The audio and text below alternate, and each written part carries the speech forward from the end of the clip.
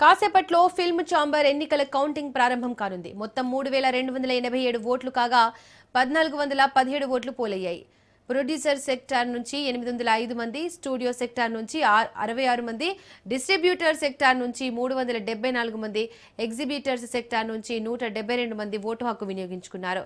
మొత్తం 43% పోలింగ్ నమోదైంది. కాసేపట్లో కౌంటింగ్ ప్రారంభం కానుంది.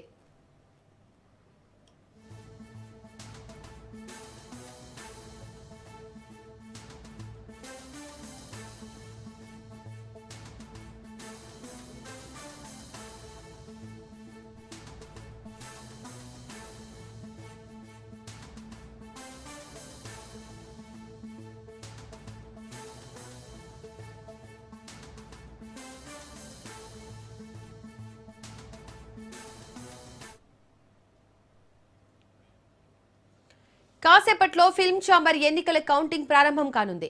మొత్తం 3287 ఓట్లు కాగా 1417 ఓట్లు పోలయ్యాయి. ప్రొడ్యూసర్ సెక్టార్ నుంచి 805 మంది, స్టూడియో సెక్టార్ నుంచి 66 మంది, డిస్ట్రిబ్యూటర్ సెక్టార్ నుంచి 374 మంది, ఎగ్జిబిటర్ సెక్టార్ నుంచి 172 మంది ఓటు హక్కు వినియోగించుకున్నారు. మొత్తం 43% పోలింగ్ నమోదైంది. కాసేపట్లో కౌంటింగ్ ప్రారంభం కానుంది.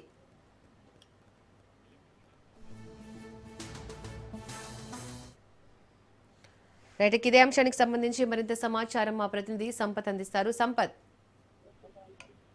ఎంతో ఆసక్తికరంగా మొదలైన తెలుగు ఎలక్షన్స్ ఏదైతే ఇది ప్రశాంతంగా ఉన్న ఓటింగ్ అంతా పూర్తి చేస్తుందని చెప్పవచ్చు. అయితే దాదాపుగా ఎందుకంటే ఈ 4 సెక్టార్లకి సంబంధించిన అయితే ప్రొడ్యూసర్ సంబంధించింది, అలాగే ఎగ్జిక్యూటివ్, డిస్ట్రిబ్యూటర్, స్టూడియో సంబంధించిన ఈ అందరూ డిస్ట్రిబ్యూటర్ సంబంధించి కూడా అంటే ఒక్కొక్కరుగా ఏదైతే నిర్మాతలందరూ కూడా దాదాపు వీరందరికీ సభ్యులందరూ కలిసి దాదాపు 3245 మంది సభ్యులు ఉన్నారు.